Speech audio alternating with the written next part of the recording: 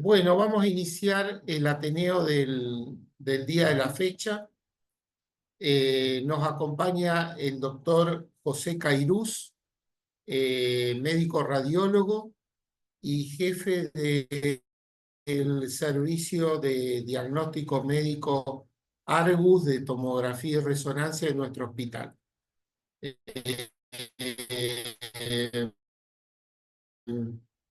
eh, Imágenes y desde ya le agradecemos por participar en nuestros Ateneos. José. Bueno, muchas gracias, doctor Manuel.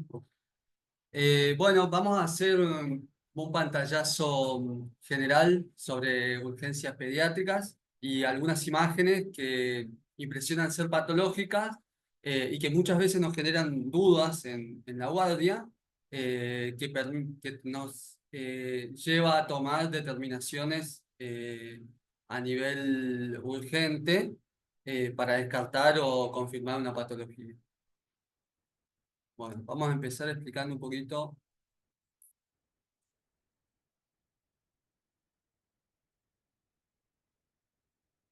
Ahí está. Bueno, en imágenes tenemos varios métodos. Tenemos desde lo simple o convencional, que es la radiografía, hasta lo más complejo, que resulta ser la resonancia. Eh, Estamos acostumbrados a tener protocolos que tenemos que seguir y siempre empezamos por el método simple, de menor costo, que es la radiografía. Sabemos que tenemos limitantes, que tienen rayos X, que en pediatría tratamos de no hacer, pero cada vez las dosis de los rayos X son menores. eh, También en tomografía los escaneos son mucho más rápidos, entonces nos permiten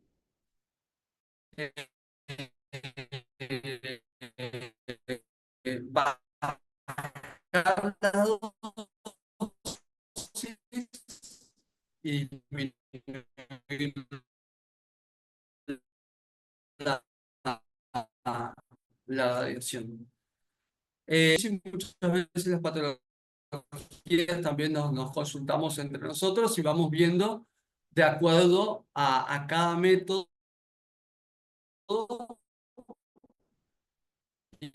y a cómo se...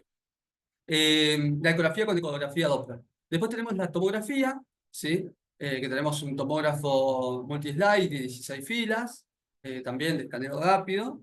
Y en resonancia tenemos los resonadores abiertos, que antes en el hospital contábamos con uno abierto, y después lo reemplazamos por uno cerrado de 1,5 Tesla.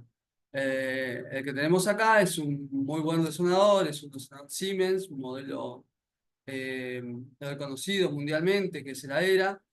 Y actualmente, en breve, se le va a hacer un upgrade que se le va a aplicar inteligencia artificial, de modo tal que los escaneos van a ser en poco tiempo y va a permitir reducir o directamente en algunos pacientes descartar la posibilidad de anestesia. Sabemos que la anestesia en pediatría es una limitante, entonces los protocolos, aproximadamente un protocolo convencional va a durar 7-8 minutos, lo que nos va a permitir probar pacientes sin anestesia y probablemente el estudio sea óptimo por intermedio de la inteligencia artificial.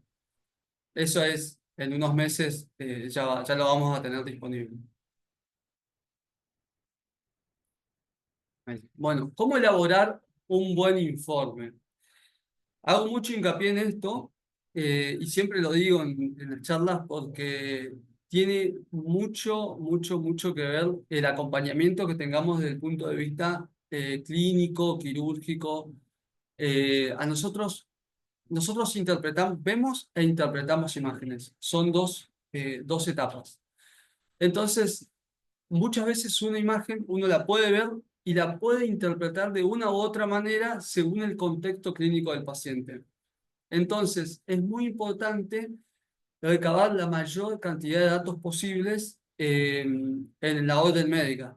Si tiene fiebre, si tiene leucocitosis, la eritrosedimentación, algunos datos que a nosotros nos orientan para uno u otro diagnóstico, ¿sí?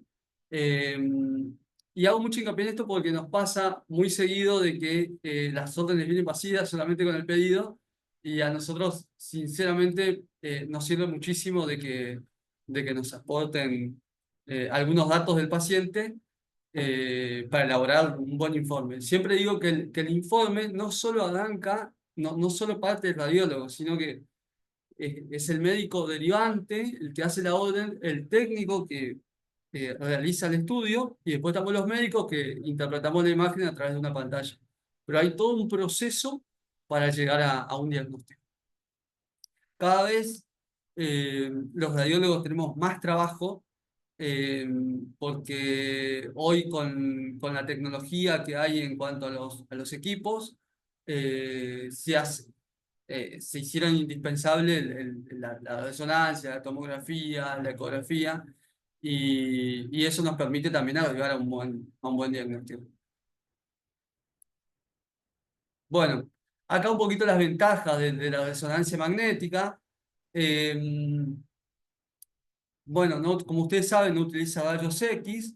Actualmente, esto es muy importante, se pueden adquirir imágenes en múltiples planos, ¿sí? Con cortes de 0,6 o 0,8 milímetros de espesor, o sea, menos de 1 milímetro. Eh, y tampoco es necesario reposicionar al paciente como en una tomografía. En una tomografía yo adquiero los cortes en un plano axial y después los reconstruyo de manera isotrópica en coronal, en sagital. Acá con la resonancia no, directamente uno entra al campo magnético del paciente, se le coloca una bobina y con esa bobina directamente yo puedo adquirir las imágenes en axial, sagital, coronal, oblicuo o en cualquier plano. Después la puedo reconstruir, puedo hacer o ir a buscar puntualmente un órgano o hacer una reconstrucción 3D. Bueno, son infinidad de herramientas que tenemos con la resonancia actualmente para visualizar a un paciente, ¿sí? Y también tenemos que cada vez los tiempos se acortaron, entonces nos permiten hacer secuencias volumétricas que podemos hacer un escaneo completo, supongamos, del cerebro en poco tiempo, en 2 minutos, y eso me arroja una secuencia que después yo la puedo modificar y poner en el plano que yo quiera. Eh, ay, perdón, voy a volver atrás. Ahí está. Bueno, después también la resonancia magnética tiene muchos contrastes. Siempre digo que es como un Smart TV. La tomografía es como un televisor a color, donde tenemos algunos contrastes blanco, negro, escala de grises en la tomografía.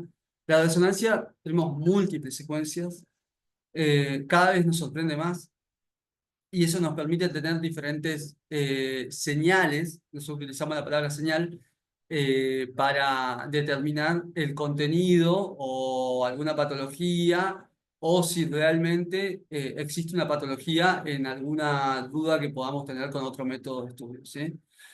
Eh, bueno, se convierte en un examen ideal acá del cerebro, la columna, mucho en todo lo que sea músculo esquelético, cada vez más, y todo lo que sea tejidos blancos, ¿sí? Otra ventaja que tiene es que las últimas secuencias que largaron las grandes compañías de tanto Siemens, GE o Philips, eh, permiten hacer estudios angiográficos sin la administración de eh, contraste endovenoso, a diferencia de la tomografía o la angiografía digital. Hay secuencias ya que, de hecho, por ejemplo, las arterias renales, nosotros acá en el hospital muchas veces las miramos sin contraste endovenoso y eso es un beneficio en algunos pacientes cuando tienen la función renal alterada, ¿sí? Más allá de que los contrastes hoy en día evolucionaron de una manera abismal, acá puntualmente utilizamos en resonancia al gadolinio, pero el gadolinio cíclico que no se deposita a nivel de los órganos. Hay dos tipos de gadolinio. En América, en toda América se utiliza el cíclico y el lineal. En Europa solamente el cíclico, que es el que demostró tener menos efectos adversos. Nosotros acá tenemos la suerte de utilizarlo en el hospital. Y es una molécula que no se deposita en los órganos, ¿sí? Es más costoso, tiene sus desventajas, pero bueno, es algo que a nosotros nos dio muy buenos resultados y que de hecho lo empezamos usando acá en el hospital y después por la población pediátrica lo extendimos a toda la empresa.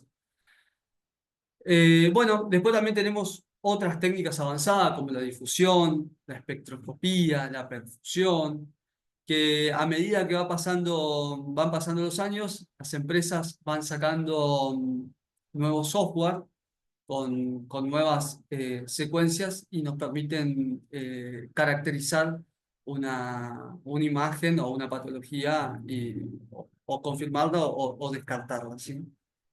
Y después, últimamente, también mucho la RDM funcional, que se utiliza, que también viene un equipo especializado para hacer, que interactúa con el paciente y les permite levantar la mano o decir una palabra, y de acuerdo a eso vamos haciendo la resonancia en forma dinámica y vamos viendo qué región tiene afectada, ¿sí? Bueno, la tomografía un poquito. eh, Hablamos de las ventajas. Eh, lo que tiene la tomografía es que nos permite un escaneo en pocos segundos del cuerpo entero, ¿sí? En 5 segundos aproximadamente. En pacientes urgentes es una gran ventaja, politrauma o inestables, ¿sí? Y en la población pediátrica o disminuye o evita la necesidad de anestesia. 99% de los casos que acá no utilizamos anestesia en tomografía. eh, Son muy pocos los casos en los que es necesaria la anestesia, pero en todo lo que sea biopsia, sí o sí hay que hacer anestesia, pero bueno, después la biopsia guiada por tomografía. El resto, como dura tan pocos segundos, directamente lo hacemos sin anestesia. Cortes más finos tenemos. Por ejemplo, en pulmón, que tenemos las reconstrucciones MIP y nos permiten seguir el trayecto de los vasos o de los bronquios y poder determinar algunas patologías. Ahora vamos a ver algunas. Y bueno, la realización de reconstrucciones multiplanares significa que siempre yo adquiero en un plano axial y después, sin perder calidad de imagen o de solución espacial, lo veo en otros planos y reconstruyo la patología, perdón, puntualmente el cerebro, el tórax, el abdomen, de acuerdo a puntualmente lo que me interesa ver, ¿sí? Reconstrucciones 3D, tenemos bueno, un montón de herramientas. Esto es muy importante, evaluación de los vasos sanguíneos, y siempre es importante ver las fases, ¿sí? Y describir en las fases que yo necesito ver, describírsela al técnico que va a hacer el estudio y después al radiólogo en la orden médica. Muchas veces vienen por patologías del sistema venoso y resulta que solamente se ve muy bien el arterial y el venoso no salió como esperábamos. Entonces, cuando priorizamos puntualmente o el sistema arterial o venoso o queremos ver la porta puntualmente, bueno, siempre aclararlo en la orden médica, ¿sí? Y también todo esto de la tomografía multi-slice nos permite utilizar menor cantidad de contraste iodado. De hecho, estamos usando cada vez menos, pero bueno, lleva todo un trabajo de estar hablando con los técnicos, capacitarlos y que sepan que la herramienta que tienen podés sacar lo máximo de provecho, ¿sí? Bueno, esto es lo que hablamos un poquito de los diferentes planos. En, en la tomografía lo realizamos siempre en plano axial, después construimos los distintos planos en los que quisiéramos. Sin embargo, en la resonancia podemos adquirir en distintos planos y podemos realizar una reconstrucción sin perder resolución espacial, ¿sí? Bueno, esto es un poquito, este es el resonador que tenemos acá. Es un 1.5 con una circunferencia, el diámetro del gantry es de 70 centímetros, es amplio. El magneto no tiene mucha longitud, significa que el paciente siente como que, si bien es un resonador cerrado, eh, siente que está, digamos, conectado con el medio ambiente, con la sala. eh, y siempre le permitimos el ingreso de algún familiar. Hay una diferencia que siempre hablo con los médicos porque hay una gran confusión acerca de los resonadores abiertos o cerrados. Los resonadores abiertos son de poco teslaje, generalmente 0.35 teslas. Entonces, a menor teslaje, la calidad de la imagen va a ser inferior, ¿sí?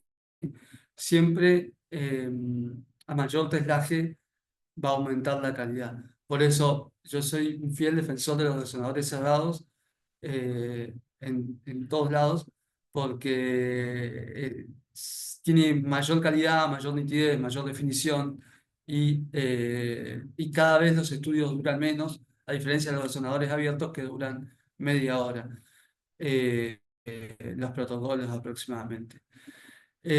Actualmente, con el update que va a tener este equipo, los vamos a ganar en tiempo, los protocolos van a durar 7, 8 minutos aproximadamente, y eso nos permite también evitar todo lo que sea anestesias en algunos pacientes, ¿sí?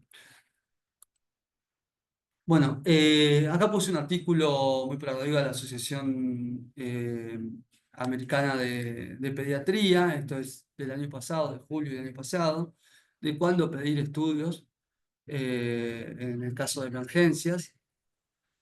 Entonces tenemos puntualmente en las convulsiones febriles no se piden, ¿sí? En una convulsión compleja se pide resonancia primera línea, tomografía como segunda línea o puedo adicionar las dos. En los pacientes afebriles, en las convulsiones, también lo mismo resonancia y tomografía, segunda línea. Y todo lo que sea atraumático también resonancia y tomografía, ¿sí? Después, en los casos de trauma, eh, resonancia y tomografía para la cabeza, para la columna cervical. Primero empezamos siempre con las placas, ¿sí? Equilibrar. Para pulmón, solamente tomografía con contraste endovenoso para ver si hay derrame pleural con algún empiema o algún neumotórax que presente refuerzo, ¿sí?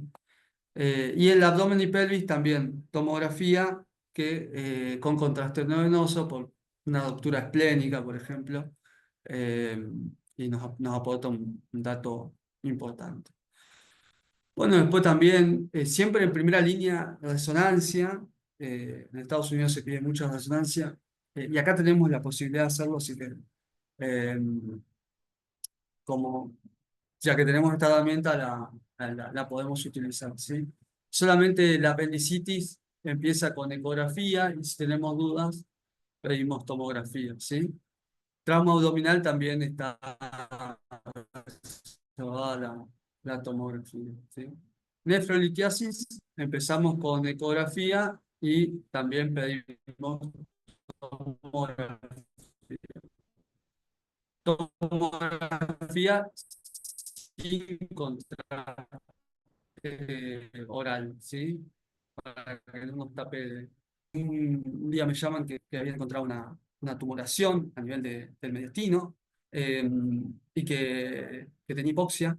Eh, bueno, hicimos una resonancia primero, un paciente tenía 3 años, 2 o 3 años, y vimos que puntualmente, porque tenía un bulto el paciente a nivel del cuello, pero solamente era en los momentos de valsalva. Entonces hacemos la tomografía, hicimos con contraste, acá vemos la aorta ascendente, las damas pulmonares, vena cava superior, y vimos esta formación que me dicen, me parece que tiene un tumor.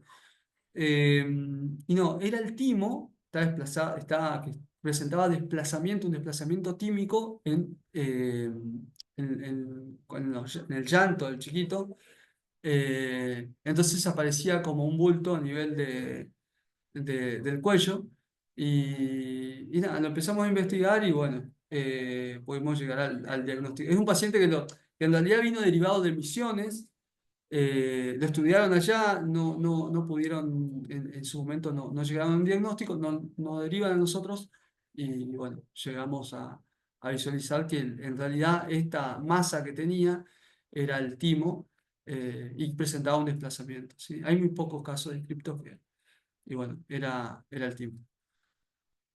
Acá lo vemos en un corte sagital, ¿sí? Un corte coronal. Acá vemos cómo está emergiendo el timo, ¿sí? Y acá otra vez axial.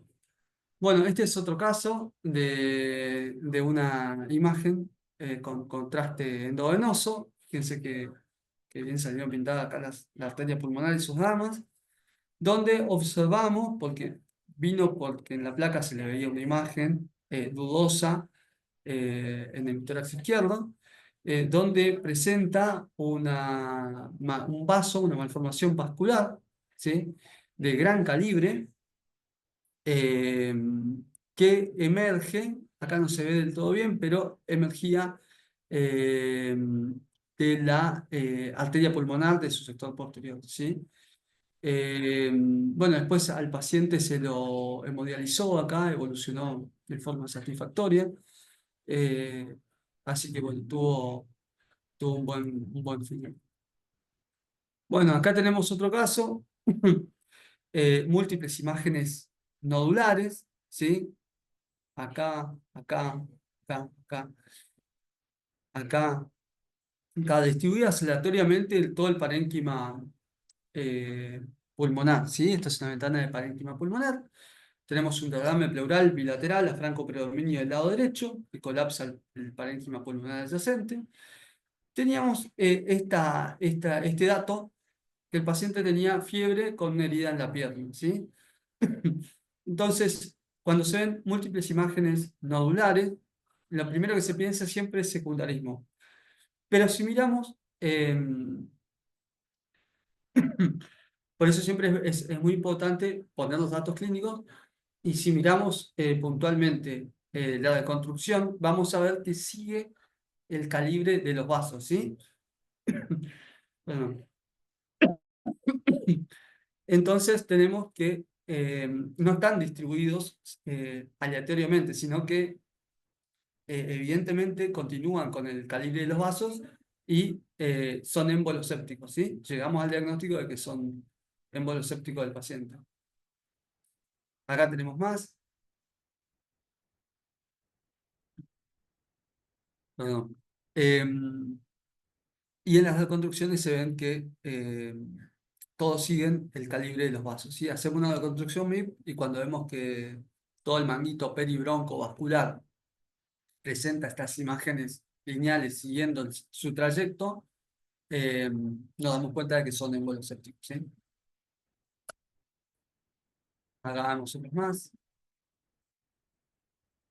¿sí? Tenemos distribuidas por todo el panel. Bueno, un poquito esta es una pregunta que también siempre van al servicio a hacer. En los pacientes que tienen traumas de cráneo sobre todo, eh, cuándo es una fractura o cuándo es una sutura. Yo puse algunas cositas acá como para algunos tips como para tener en cuenta, ¿sí? Eh, la fractura siempre tenemos una línea radiolucente con borde que no es escleroso, ¿sí?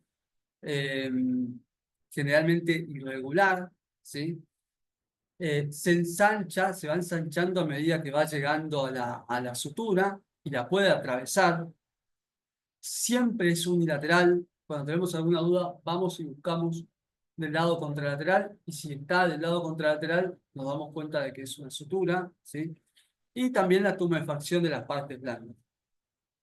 Siempre es un dato indirecto importante a tener en cuenta. Todas esas cosas. Sin embargo, la sutura siempre el patrón es el zigzag, ¿sí? Tiene bordes bien esclerosos, ¿sí? Lo mismo esto aplica para cuando nos quedan dudas cuando hay un oxículo accesorio o es una fractura. eh, Cuando hay un oxículo accesorio vemos que los bordes son bien esclerosos y las fracturas tienen los bordes bien irregulares, ¿sí? Bueno, tiene fusión con las suturas adyacentes, esto es lo que dijimos, bilaterales y simétricas, y no tienen tumefacción de partes blancas, ¿sí? Bueno, acá vemos alguna. eh, eh, Estos son casos que nos llegaron acá al hospital de hematomas intraparenquimatosos, ¿sí?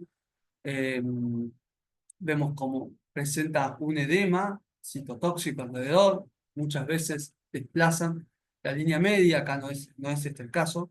Acá vemos en la zona frontal también. eh, Acá presenta otro. Y después acá empieza a aparecer un subtural, ¿sí? Bueno, esto un poquito el término de contusiones para las que tienen integridad de la dura madre. Sin embargo, la laceración son las que presentan disrupción de la dura madre y del parénquima cerebral, ¿sí? Un poquito de hemorragia subaracnoidea. Puse solamente la subaracnoidea, que son las que más por ahí van y consultan porque tienen dudas. Esto es muy importante cuando se llena con un material hiperdenso todo el espacio subaracnoideo, ¿sí? Si yo veo que lo veo bien blanco, ¿sí? Bien hiperdenso, entonces ahí en un paciente con trauma tengo que sospechar, ¿sí? Y siempre mirar el polígono de Willis, alrededor del polígono de Willis, ya que hay muchos aneurismas que también tenemos alrededor del polígono, ¿sí? Y estos generan, después de que se rompen, la hemorragia subaracnoidea. Bueno, acá vemos estas hemorragias subaracnoideas bien floridas, ¿sí? Acá peritroncales, bien alrededor del mesencéfalo. Acá también en la cisura interhemisférica anterior. En esta presenta volcado intraventricular, ¿sí? Con también a las cisternas silvianas. Acá vemos otra, ¿sí? Ven que bien, el material bien hiperdenso y nos habla de una hemorragia subaracnoidea, ¿sí? Acá también tenemos volcado intraventricular en la occipital del ventrículo lateral derecho, ¿sí?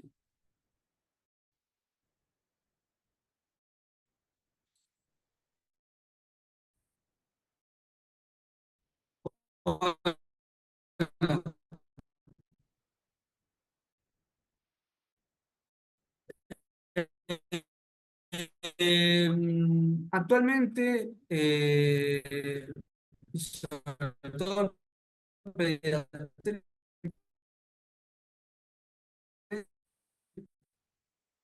por ejemplo, es sanitario, social, eh, eh, y también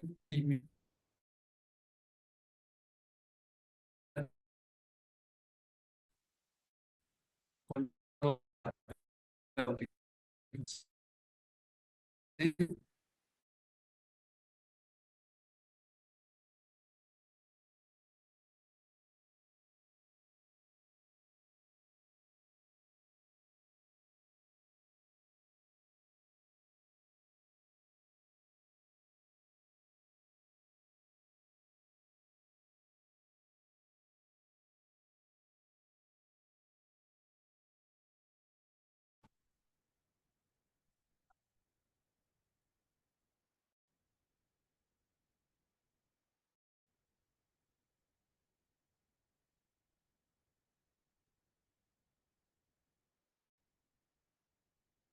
Bueno, seguimos con la charla.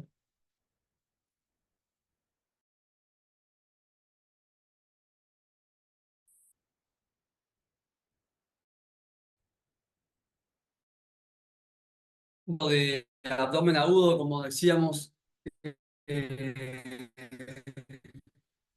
la, la charla abarca un montón de sistemas y de patologías. Traté de poner eh, de las más frecuentes y que se presentan a diario. eh, pero bueno, otro día podemos profundizar en nuestros temas. Bueno, en el caso de abdomen agudo, eh, puse los más frecuentes, ¿sí? La mayoría no son mismos y pueden requerir de intervención quirúrgica. Bueno, puse varios. Las obstrucciones intestinales, ¿sí? Siempre de los intestinos, principalmente delgadas, ¿sí? Vemos los niveles de gases, gas líquido, en los estudios de piel, siempre hay que hacer de piel los estudios, mirarlo. ¿Cómo determino de que está distendida? Tenemos la regla 3, 6, 9. El intestino delgado no puede presentar un calibre mayor a 3 centímetros. El intestino grueso, colon mayor a 6. El apéndice tampoco mayor a 6 centímetros. Y el ciego no puede ser mayor de 9 centímetros. ¿Sí? En el caso del apéndice, puntualmente, tenemos que ver y evaluar, más allá de que podamos eh, visualizar la estructura tubular, ver la presencia de si tiene un lito, un apendicolito en su interior, cómo está la grasa, la densitometría de la grasa adyacente, si tiene ganglios, si tiene líquido alrededor. Y bueno, todo eso vamos visualizando, ¿sí? También ir mirando el tema de las adherencias, hernias, neoplasias y todo lo que sea obstrucciones del intestino, eso con respecto al intestino delgado, sí, las obstrucciones. Y del grueso, las obstrucciones, la neoplasia, los vólvulos, en pacientes más grandes, enfermedades bioarticulares, ¿sí?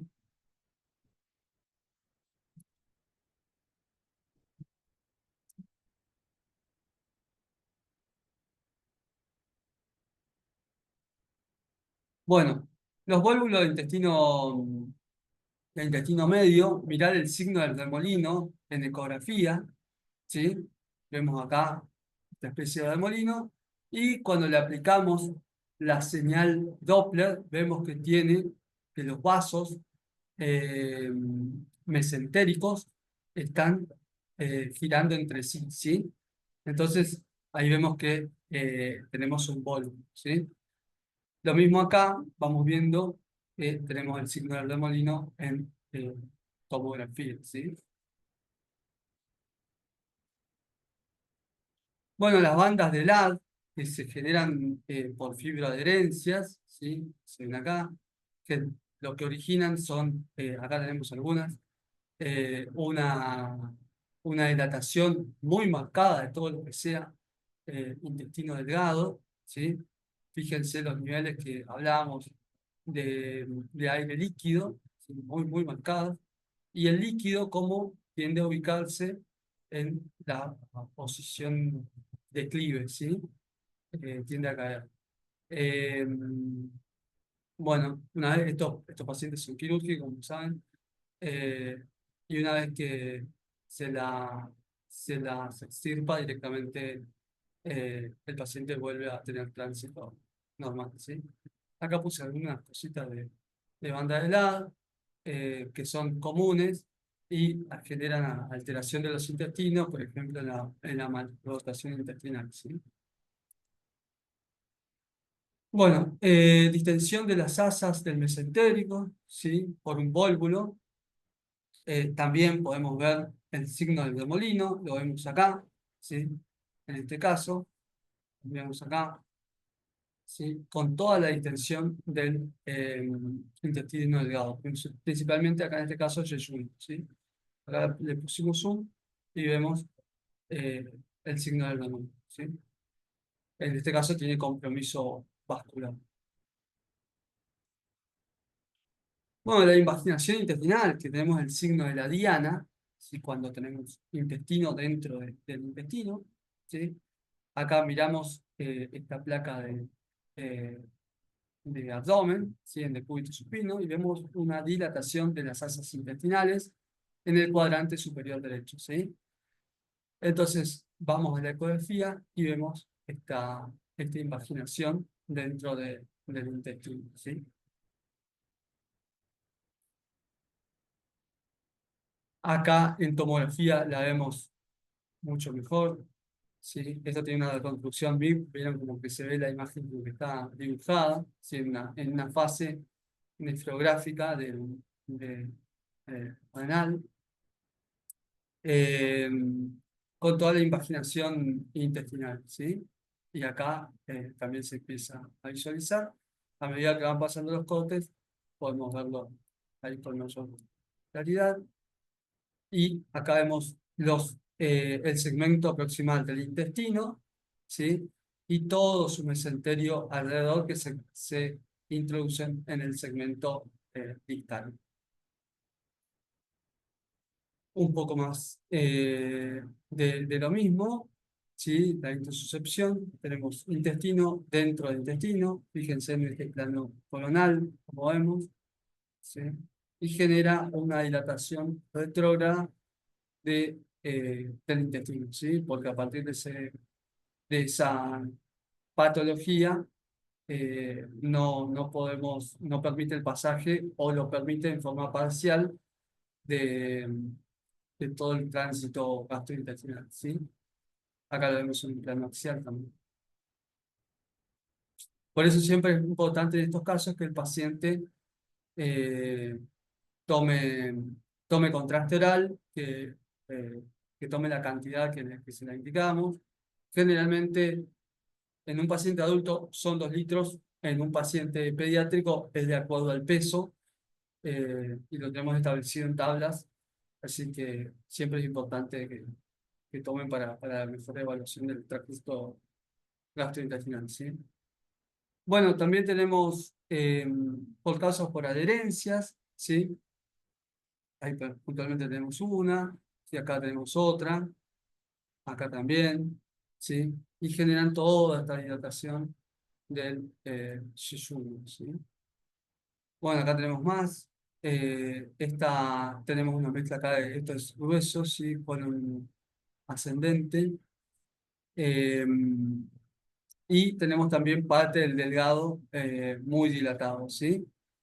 En este caso, las causas, las más frecuentes en estos casos son las adherencias, ¿sí?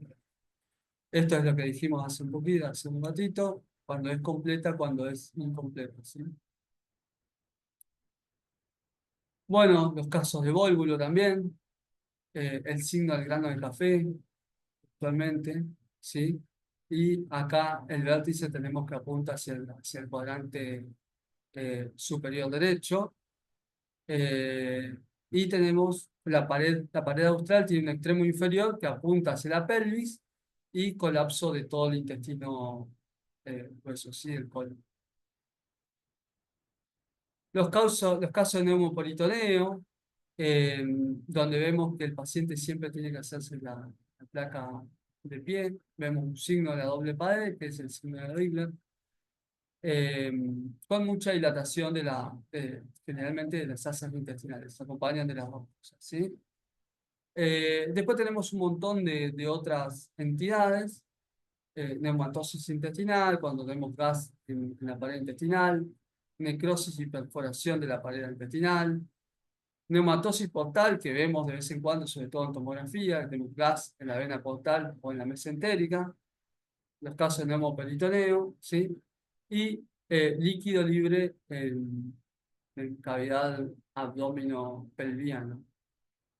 Todo esto tenemos que tener en cuenta para determinar cuál es la patología, ¿sí? Bueno, acá tenemos el signo de Rigler, ¿sí? Eh, que es gas por debajo del diafragma. Lo expresan acá más abajo, es conocido como el signo de la doble pared, ¿sí? Que es cuando tiene neumoperitoneo y el gas delinea ambos lados de la pared intestinal, ¿sí? Ven que se ven como unas líneas acá y la otra acá, muy sutiles, pero bueno, se alcanzan a delimitar. Lo mismo acá, ¿sí? Bueno, un poquito de neumatosis intestinal, ¿sí? Eh, Ahora tenemos un poco de gas a través de la vena porta, ¿sí? Entonces vemos todo el trayecto y el recorrido de la vena porta con aire. Esto lo vemos de vez en cuando, se ve mucho en tomografía. Acá es lo que estábamos hablando también. Esta paciente tiene líquido libre multicompartimental, ¿sí? Y también presenta neumoperitoneo, ¿sí? Acá también, esto ya hablamos un poquito, todo lo que sea neumoperitoneo, ¿sí? Y acá se ve en esta tomografía, en este corte axial, ¿sí? Vemos un poco de ahí el neumoperitoneo. Y acá neumatosis intestinal, que es lo que veníamos hablando de la doble pared intestinal, ¿sí? Como vemos ahí el signo. Bueno, casos de apendicitis también muy frecuentes en edad pediátrica. Esto es lo que habíamos dicho un poquito, que el punto límite es 6 milímetros de calibre. Cuando nos quedan algunas dudas, si tenemos dudas si es apendicitis o no, sobre todo en los privados, acá no pasa tanto, pero se pide tomografía con contraste oral siempre.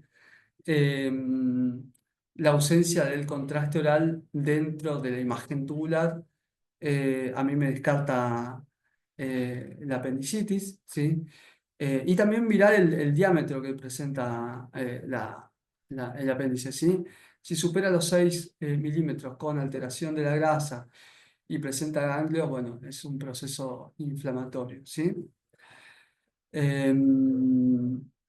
Bueno, y mirarlo en ecografía, mirar la imagen tubular que está acá, acá presenta un apenticolito, esto es, tiene calcio, por eso vemos esta sombra acústica posterior, ¿sí? Y siempre es importante medir el diámetro, este es un corte eh, transversal, ¿sí? Sería como un axial en tomografía, lo estoy viendo de frente, cortado como una rebanada al apéndice, y mido el diámetro que tiene. Si supera los 6, estoy ante una apendicitis, ¿sí? Y ver también si presenta mucha congestión vascular, la pleco Doppler, y eso también, eh, si está ausente, significa que puede ser un signo de necrosis, ¿sí? Bueno. Acá vemos la apendicitis en sentido ascendente, ¿sí? La imagen tubular, ¿sí? Mirando hacia el hígado.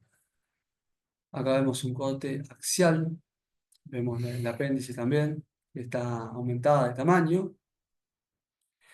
Acá lo vemos en un coronal, ¿sí?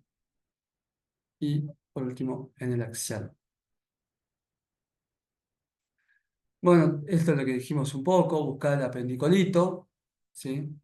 Eh, no en todos los casos hay, así que siempre lo importante es ver el diámetro y ver si hay alteración de los tejidos grasos adyacentes, ¿sí?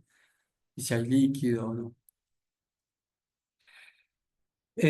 Bueno, acá es un poco también un poco más de lo mismo, la apéndice dilatada, ¿sí? Con líquido.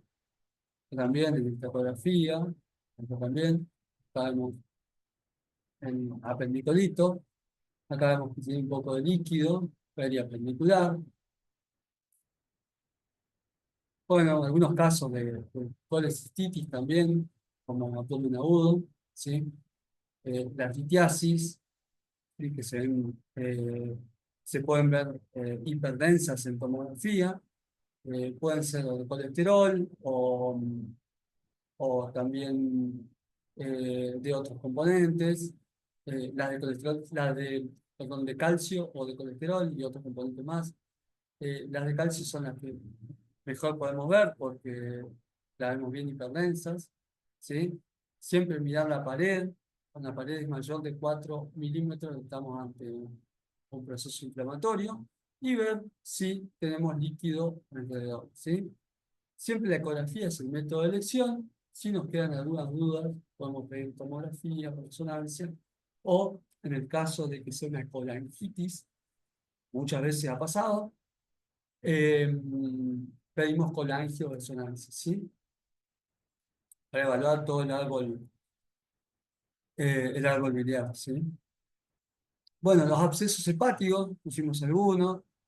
eh, Mirar a ver puntualmente si tiene refuerzo. Vamos a mirar algunos de tomografía y de resonancia. Mirar este refuerzo que tiene el contorno, ¿sí? Del absceso. Todo esto que no tiñe. Fíjense que esta tomografía tiene contraste endovenoso. Ven los espacios portales cómo se llenan de contraste endovenoso. Tengo la aorta bien pintada. La vena cava inferior también. Entonces, y presenta todo este contenido con baja densidad, ¿sí? Es todo un contenido necrótico o purulento, ¿sí? Que no tienen vascularización. Por eso los abscesos se ven presentan un refuerzo bien de la cápsula, ¿sí?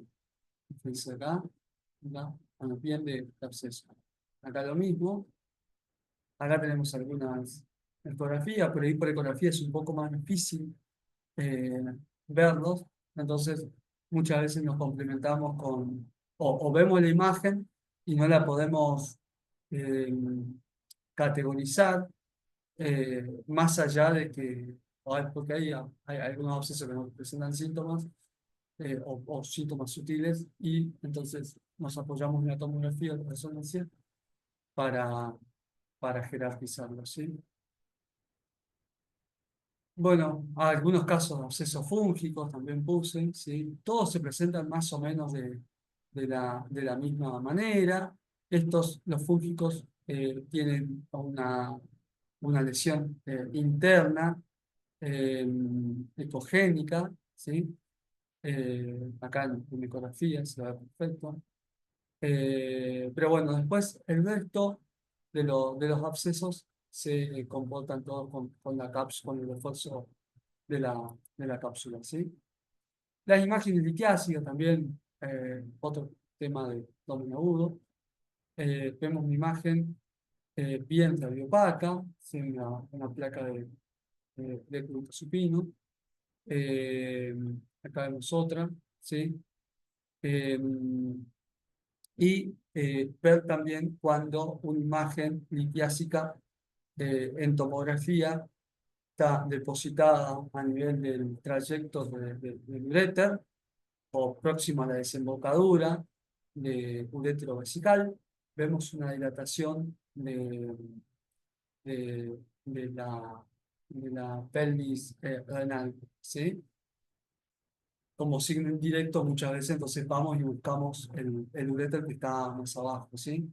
Muchas veces presentan sufrimiento renal, vemos el sufrimiento antes que la litiasis, vamos y muchas veces una litiasis de 2 milímetros o 1,5 milímetros nos puede estar generando esta dilatación en forma retrógrada de todo el árbol urinario. Bueno, acá es lo que estábamos diciendo recién, ¿sí? Este es un signo de la cometa, se llama, como pusimos una cometa que está ingresando a la vejiga, ¿sí? Eh, También tenemos que tener cuidado, tener en cuenta los flebollitos vasculares y diagnosticarlos y ver para discriminar entre qué es un lito que está enclavado en el uréter, o si es una calcificación. La manera para discernir en estos casos es pedirlo con contraste endovenoso y que el técnico espere a la fase excretora, que es la última fase en la tomografía, donde vemos el trayecto del contraste pasando a través de los uréteres a la vejiga, ¿sí? Los casos de pielonefritis, ¿sí? Hay múltiples causas. Los que están involucrados principalmente son la Escherichia coli, ¿sí? Vemos muchas veces áreas que son bien hipodensas, con pérdidas de la diferenciación córtico-medular en el riñón, ¿sí? Áreas poco delimitadas, que muchas veces se pueden extender más allá de la cápsula, y alteración de toda la fase de esclerosa, ¿sí? Eh, Así que bueno, sumado a la clínica del paciente, llegamos al diagnóstico de... Igual la imagen siempre es muy subjetiva de, de pielonefritis, ¿sí? Una imagen como esta, por ejemplo. Acá lo mismo en ecografía, van a ver que la corteza es muy difusa, ¿sí? Con engrosamiento de todo lo que sea los senos renales, ¿sí? Vemos la tomografía y vemos toda la periferia afectada, ¿sí? Y tenemos que distinguir siempre con un infarto renal. Los infartos se presentan en casi en todos los órganos hepáticos, plénicos, renales, como una imagen triangular, ¿sí? Con una base capsulada, ¿sí? Sí, en el trayecto siempre del vaso. Entonces, en un caso como este, donde tengo la corteza difusa con alteración en la diferenciación córtico-medular, lo primero que voy y busco eh, es la pielonefritis, ¿sí? Con un signo de Gordon, siempre como que me da un signo de que se extiende un poquito más hacia la cápsula o llega hacia la cápsula, ¿sí?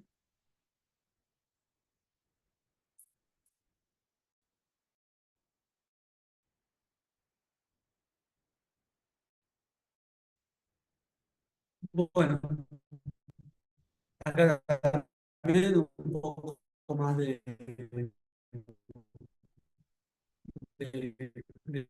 lo mismo, con signos de... Podemos observar, ¿sí? Como que tiene algunas burbujas, son bien clásicas de eh, pancreatitis, ¿sí? Sí, estriado, ¿sí? Y pérdida de diferenciación córtico-medular. Acá bien estriado todo lo que sea hemisferio.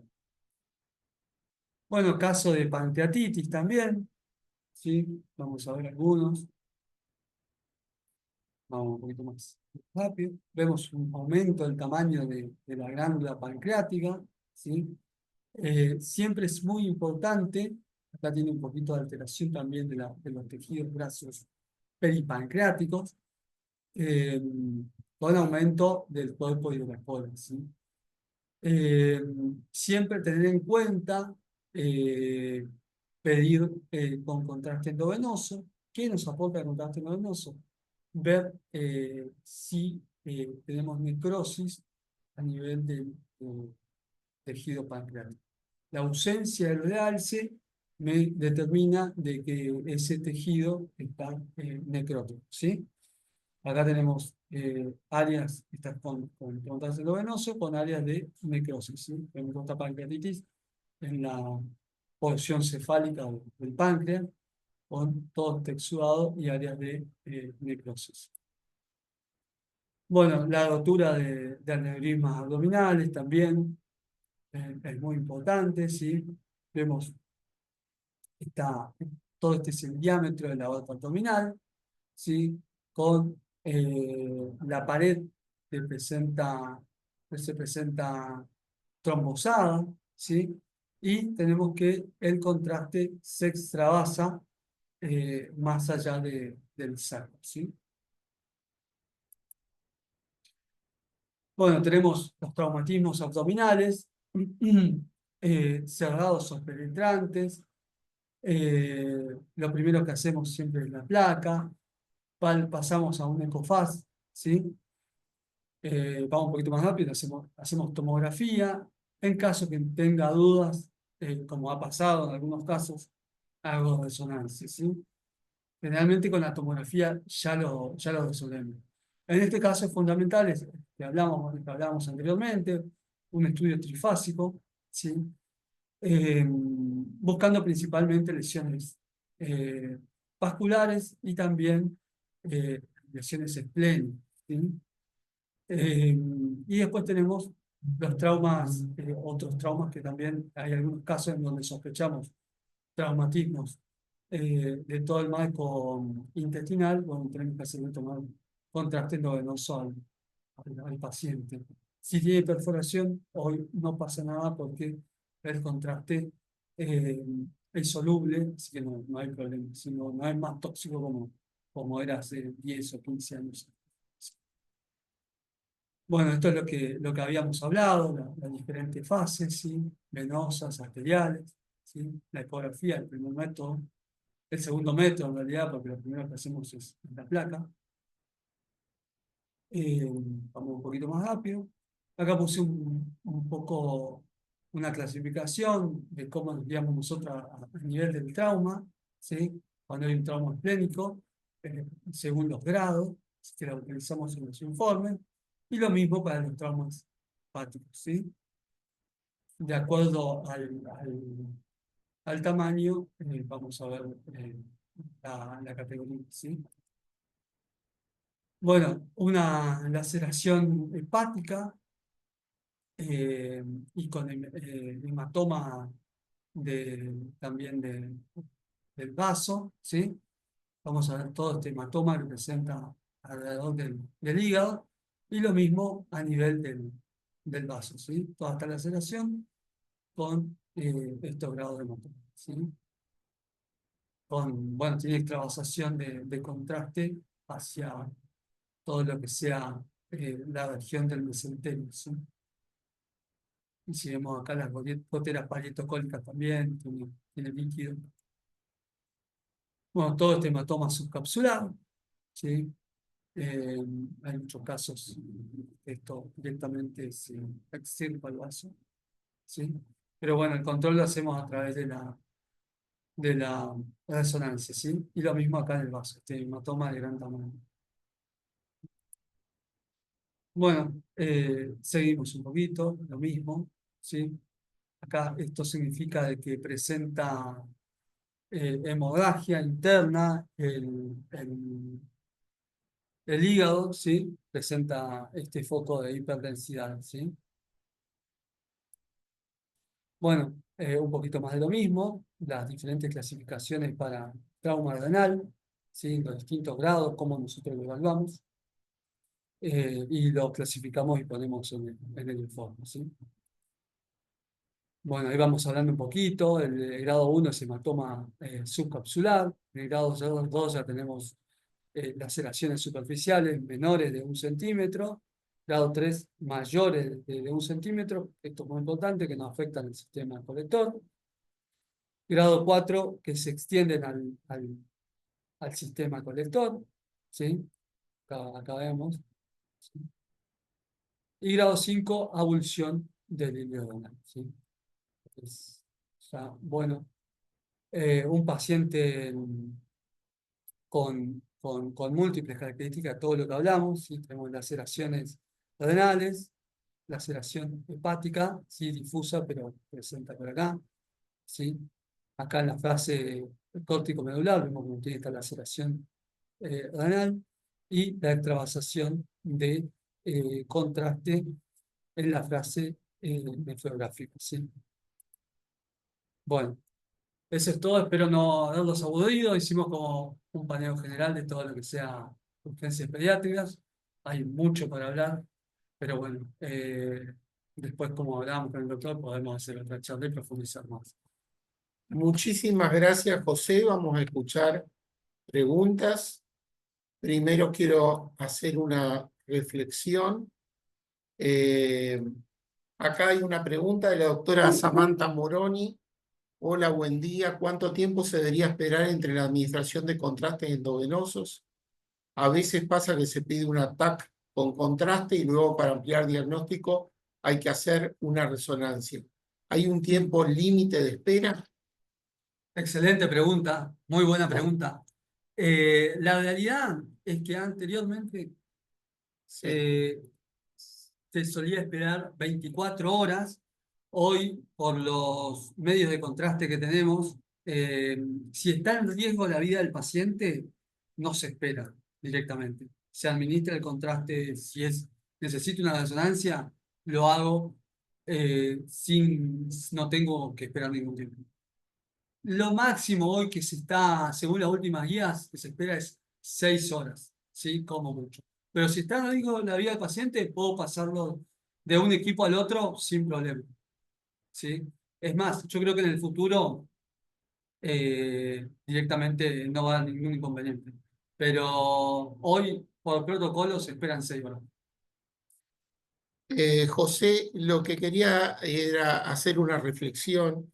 De acuerdo a un trabajo de hace varios años, si no me equivoco, era japonés, donde en pacientes pediátricos con presuntas apendicitis se le hacía tomografías computadas y en realidad todo ese grupo de pacientes tenía infecciones agudas por rotavirus en aquel momento y se veían distensiones de intestino delgado. Así que, como decías vos en tu charla, siempre es un complemento de la clínica todo este tipo de estudios. Y quería un poco una reflexión sobre lo que va a venir, que vos lo comentaste al pasar, pero me parece muy interesante. Esto que con inteligencia artificial, por ahí no va a ser necesario las anestesias en pacientes con resonancia. Comentanos un poquito más de eso. Bueno, las distintas empresas, hace 4 o 5 años empezaron a presentar la inteligencia artificial. Cada cual tiene su software. Nosotros en la empresa tenemos 2 compañías muy grandes que son General Electric y Siemens. A mí me gusta mucho Siemens, pero acá tenemos Siemens, de hecho. Cualquiera de las dos son muy buenas. Eh, y lo que lograron es, por intermedio de la inteligencia artificial, en relación a una base de datos, a una casuística eh, de muchísimos pacientes, que algunas patologías eh, permitan visualizarse en menos tiempo, que los estudios requieran menos tiempo. Entonces, un estudio que habitualmente tardan 15 minutos, hoy se puede hacer en 7 minutos, 6 minutos, o tener secuencias en menos de un minuto. Necesito alguna imagen rápida para visualizar algo puntual y puedo hacerla en menos de un minuto en resonancia. Secuencias puntualmente. Si necesito el estudio completo, con todo el protocolo, y son 7, 8 minutos lo que va a tardar.